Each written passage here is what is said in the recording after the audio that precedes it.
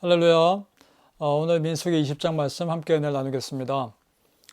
이스라엘 백성들의 반복되는 불평과 또 모세의 실수가 나오는 장면이 기록되어 있습니다. 자, 이스라엘 백성들이 드디어 또 가데스 바네아에 도착합니다. 자, 오늘 1절 말씀을 보겠습니다. 첫째 달에 이스라엘 자손 곧 온 회중이 신 광야에 이르러 백성이 가데스에 머물더니 미리암이 거기서 죽음에 거기에 장사되니라. 자, 가데스 바네아죠. 이곳이 어떤 곳입니까? 이스라엘 백성들이 이곳에서 12명의 정탐꾼을 가나안 땅에 보냅니다. 그리고 돌아왔을 때 그 정탐꾼의 그 부정적인 보고를 듣고 이스라엘 백성들이 다 불평하죠. 그로 인해 하나님이 책망하시고 40년을 광야에서 방황하게 되었던 그런 곳입니다. 자, 그런 곳에 또 돌아온 거죠. 하나님의 영적인 테스트를 통과하지 못하면 그 테스트는 반복되게 되어 있습니다. 그런데 아니나 다를까 또 불평합니다. 2절과 3절을 보겠습니다. 온 회중에 물이 없으므로 모세와 아론에게 모여드니라. 백성이 모세와 다투어 말하되 우리 형제들이 여호와 앞에서 죽을 때에 우리도 죽었더라면 좋을 뻔하였도다. 자, 마실 물이 없다고 비평합니다. 자, 그리고 왜 꼭 또 죽을 생각만 할까요? 왜 죽는다, 못 살겠다 이런 소리만 할까요? 지금까지 하나님의 기적과 은혜를 맛보았으면서 왜 계속 이런 말들을 할지 참 이해가 안 되는 것 같지만 성지순례 가보면요, 정말 떼약볕이 강하게 내리쬐고요, 몇 분을 밖에 걸으면 숨이 턱턱 막히는 그런 광야 길입니다. 거기서 불평이 나오는 건 어떻게 보면 자연스러운 모습일 수도 있습니다. 그럼에도 이스라엘 백성은 불평하지 말았어야죠. 더 큰 하나님의 은혜를 이미 그들은 누리고 있었기 때문입니다. 자, 이걸 보면서 이런 생각이 듭니다.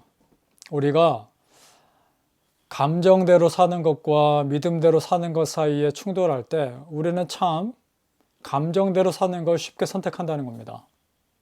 내 감정과 믿음이 충돌할 때 믿음을 선택하는 삶이 아니라 내 생각과 내 감정을 너무도 쉽게 선택한다는 것입니다. 참 안타까운 일이죠. 여러분, 믿음을 선택하고자 결단할 수 있기를 소망합니다.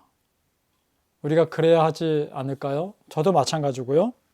하나님 믿는 사람은 감사를 선택해야 하고 불평과 염려보다 감사를 결단해야 하지 않을까 생각합니다. 그러고도 하나님은 이스라엘 백성들에게 은혜 베풀기를 원하셨습니다. 8절을 보면 이렇게 되어 있습니다. 지팡이를 가지고 네 형 아론과 함께 회중을 모으고 그들의 목전에서 너희는 반석에게 명령하라, 물을 내라. 큰 반석에게 명령하면 하나님께서 물이 나오게 해주시겠다라는 것이죠. 이스라엘 백성들의 불평에도 불구하고 하나님은 물을 주길 원하셨습니다. 자, 그럼에도 불구하고 은혜 주시는 하나님을 보여주길 원하셨던 것이죠. 그런데 이거를요, 모세가 망칩니다. 10절과 11절을 보겠습니다.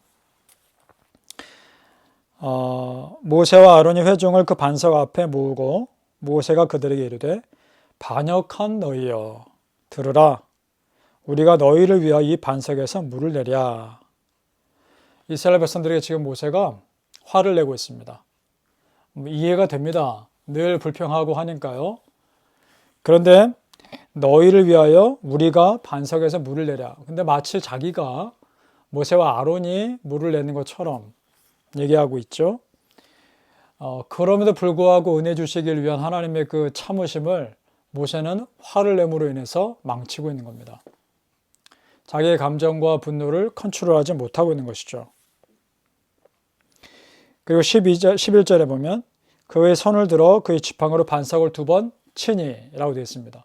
근데 하나님께서는 분명 반석에게 명하여 라고 되어 있습니다. 말로 기적을 베풀기 원하셨죠. 근데 모세는 그 마음에 분노가 있고 화가 있어서 그걸 컨트롤하지 못하고 그 홧김에 반석을 친 겁니다. 물이 나오긴 나왔습니다. 이스라엘 백성들도 마시긴 마셨죠. 하지만 그 과정이 은혜롭지 못했습니다. 그 이스라엘 백성들의 불평에도 불구하고 물을 주기를 원하셨던 그 하나님의 거룩함을 오히려 모세가 망치고 있는 것이죠. 그로 인해 그때부터 하나님은 모세와 아론이 가나안 땅에 들어가지 못하겠다고 말씀하십니다. 좀 너무 심하신 거 아닌가 이런 생각이 들지 모르겠지만 여러분, 지도자에겐 하나님이 더 엄격한 기준을 적용하십니다. 하나님의 은혜를 드러내야 함에도 불구하고 드러내지 못한 모세에게 하나님은 거기까지다라고 한계를 정하십니다. 참 안타깝죠. 우리 시편 106편에 보면 이런 모세의 모습에 대해서 좀 자세히 설명해 두어 있는데요. 시편 106편 32절과 33절입니다. 그들이 또 무리바 물에서 여호와를 노하시게 하였으므로 그들 때문에 재난이 모세에게 이르렀나니 이는 그들이 그의 뜻을 거역함으로 말미암아 모세가 그의 입술로 망령되이 말하였음이로다. 네, 성경은 이렇게 평가하고 있습니다. 모세가 망령되이 말했다라고 평가하고 있는 것이죠. 그렇다면 하나님도 그렇게 평가하신 것이죠. 다 잘하다가도 한 번 실수한 것 때문에 하나님의 영광을 가릴 수 있는 겁니다. 자, 이걸 보면서 여러분 어떤 생각이 드십니까? 저는 이런 생각이 들었습니다. 사람 지도자는 한계가 있을 수밖에 없구나. 아무리 인격적이고 아무리 훌륭해도 사람은 사람으로서의 한계를 가질 수밖에 없구나. 진정한 소망과 참 도우심은 오직 하나님 한 분뿐이시구나. 이런 생각을 하게 됩니다. 여러분, 여러분을 도와주시고 여러분을 이끄실 분은, 그리고 여러분에게 진정 도움을 주실 분은 어떤 사람이 아닙니다. 오직 하나님 한 분뿐이신 줄로 믿습니다. 그 믿음 가지고 그럼에도 불구하고 나의 부족함에도 불구하고 나의 모난 모습에도 불구하고 은혜 주시길 원하는 그 아버지 하나님, 그 하나님이 계시기에 우리에게 소망이 되지 않습니까? 그 하나님을 믿으시고 오늘 하루도 하나님께서 원하시는 그 믿음의 모습 보여주고자 노력할 수 있기를 예수님 이름으로 축복합니다. 기도하겠습니다. 아버지 하나님 감사합니다. 정말 우리의 부족함에도 불구하고 그럼에도 불구하고 은혜 주시기를 원하시는 아버지 하나님을 믿습니다. 하나님 감사합니다.